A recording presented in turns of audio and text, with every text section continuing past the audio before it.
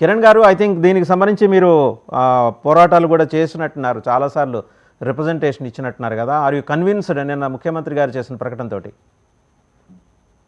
Panel సభ్యులందరికీ నమస్కారం.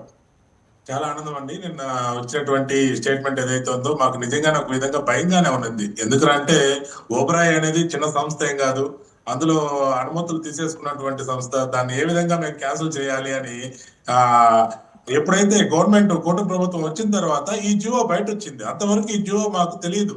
ఈ జియో ఇలా ఉంది, దీని పలానా హోటల్ ఇచ్చారని కూడా తెలియదు. కాకపోతే ఒక స్టార్ హోటల్ వస్తుందని మాత్రమే తెలుసు. ఎందుకంటే గత ప్రభుత్వం ఉన్నప్పుడు ఈ స్టార్ హోటల్ కి మాకు యూనివర్సిటీ ఏదైతే శ్రీ వెంకటేశ్వర విశ్వవిద్యాలయం ఉందో, ఈ విశ్వవిద్యాలయంకి ఈ పక్క నుంచి ఆ పక్క అలిపిరి రోడ్ ఏదైతే జూ పార్క్ రోడ్ ఉందో, ఆ జూ పార్క్ రోడ్ వరకు యూనివర్సిటీ నుంచి 2 4 లైన్ రోడ్లు వేయాలని చూశారు. మేము అప్పుడు చాలా పోరాటం చేశాము. ఆ రోడ్డు వేయకూడదు, ఎందుకు వేస్తున్నారు, యూనివర్సిటీ విద్యా వ్యవస్థ, తిరుపతి పవిత్రత నాశనం అవుతుంది, అసలు ఆ హోటల్ కూడా ఉండకూడదని అప్పుడు ధర్నా చేశాం. తీవ్రంగా విద్యార్థులు ప్రజలు ధర్నా చేస్తే ఆ రోడ్డుని క్యాన్సిల్ చేశారు. అమ్మయ్య అనుకున్నాం. తర్వాత కూటమి ప్రభుత్వం వచ్చిన తర్వాత జీవోలన్నీ బయట వచ్చాయి. జీవో బయట వచ్చిన తర్వాత ఏదైతే ముంతాజ్ హోటల్ అని బోర్డు కూడా అప్పుడు పెట్టడం జరిగింది. ఆ ముంతాజ్ హోటల్ చూసిన తర్వాత అందులో స్పా సెంటరు, బారు, మసాజ్ సెంటర్లు, ఈ స్విమ్మింగ్ పూల్ అనేసరికి ఇంకా మా వల్ల కాలేదండి. కొంచెం ఒక దాదాపు 10-15 రోజులు మేము టెన్షన్ పడ్డాం, ఏంట్రా పరిస్థితి, ఏం చేయాలని. తర్వాత మేమంతా కలిసి, ఏమో తమ్ముడు ఓంకారు, ఇంకా స్వామీజీలు, మేమందరం కలిసి ధర్నా చేయడం మొదలు పెట్టాం. దాదాపు 6-7 ధర్నాలు చేశామండి. స్వామీజీలతో కలిసి 4 ధర్నాలు చేశాం. మేము సొంతంగా అంతా కలిసి ధర్నాలు చేశాం. చైర్మన్ గారు, మన పవన్ కళ్యాణ్ గారు ఎప్పుడైతే తిరుపతికి వచ్చి తన వరాహి సభ ముగించుకున్న తర్వాత తిరుపతికి వచ్చి తిరుపతి పాదాల చెంత ప్రమాణం చేశాడు, సనాతన ధర్మరక్షణకై ప్రాణాలు సైతం ఇస్తానని. చాలా ఆనందపడ్డాం.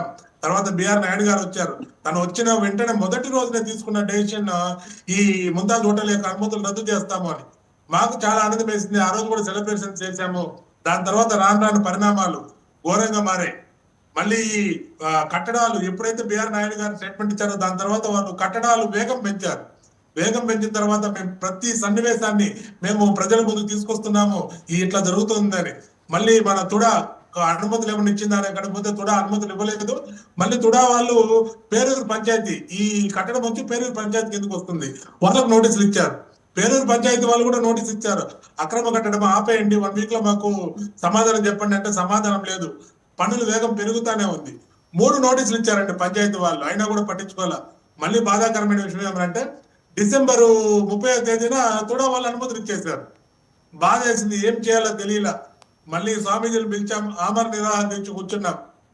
ఆమర నిరాహార దీక్ష కూర్చున్న తర్వాత మా నిరాహార దీక్ష 2వ రోజుకు ముగించాల్సి వచ్చింది. దాని తర్వాత రోజున పనులు ఆపేశారండి.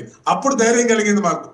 ఎప్పుడైతే ముంతాజ్ హోటల్ పనులు జరగడం ఆపేశారో అప్పుడు ఒక ధైర్యం కలిగింది. ఖచ్చితంగా చంద్రబాబు నాయుడు గారు మంచి డెసిషన్ తీసుకోబోతున్నారు, హిందువులకి తిరుమలకి ఎటువంటి అపవిత్రత కాకుండా, హిందువుల మనోభావాలు దెబ్బతీయకుండా మంచి డెసిషన్ తీసుకుంటారని అప్పుడు నమ్మకం కలిగింది. ఇంకా రామచంద్ర యాదవ్ గారు తిరుమల యాత్ర చేసిన తర్వాత అక్కడ జరిగిన సంఘటన అది కొంచెం బాధాకరమైన సంఘటన అండి. ఎందుకంటే రామచంద్ర యాదవ్ గారు ప్రజల దృష్టికి తీసుకెళ్లి అలిపిరి పాదాల నుంచి తిరుమలకి నడిచి వెళ్ళి అక్కడ శ్రీవారి చెంత ఈ రిక్వెజేషన్ ఏదైతే ప్రజలంతా సంతకాలు పెట్టారో ఆ పేపర్లు ఇవ్వాలనే సదుద్దేశంతో అక్కడికి వెళ్ళారు, కానీ అక్కడ నిరసన చేయాలనే ఉద్దేశం కాదు. ఎందుకంటే మేము ధర్మం కోసం పోరాడుతున్నాం. అలాంటిది తిరుమలలో ధర్మాన్ని బ్రేక్ చేయాలనే ఉద్దేశం అయితే మా సాధువులకు కానీ రామచంద్ర యాదవ్ గారికి కానీ లేదు. అక్కడికి వచ్చిన తర్వాత అక్కడ ఒక అధికారి నోటి దురుసుతో అనగాని మాట అన్నాడు. ఆ మాటకి ఆ రామచంద్ర యాదవ్ గారికి అక్కడ ఉన్న స్వామీజీలు కోపం వచ్చి అక్కడే కూర్చోవడం జరిగింది. మీడియా వాళ్ళు వచ్చి ప్రశ్నిస్తామన్నారు, ఇంటర్వ్యూ తీసుకుంటామంటే సరే తిరుమల గురించే కదా మేము చెప్తాము అని అంటే పోలీసులు అడ్డుకున్నారు, మాట్లాడడానికి లేదు అని.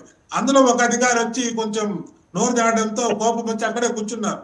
అక్కడ జరిగింది అంతేగాని సంఘటన అక్కడ మేము ధర్నా చేయడానికో లేకపోతే తిరుమల మొత్తం దీనికి సంబంధించిన సమగ్రంగా చెప్పారు. ఒకసారి మా పసుపులైట్ సురేష్ గారి దగ్గరికి వెళ్దాం, ఎందుకంటే వాళ్లే కదా ఈ రహస్య జీవో ఇచ్చి ముంతాజ్ హోటలేనా లేకపోతే ఇంకా Vatican city kind of thing ఏదైనా అక్కడ తీసుకొచ్చే ప్రయత్నం ఏమైనా చేసిందండి మీ ప్రభుత్వం?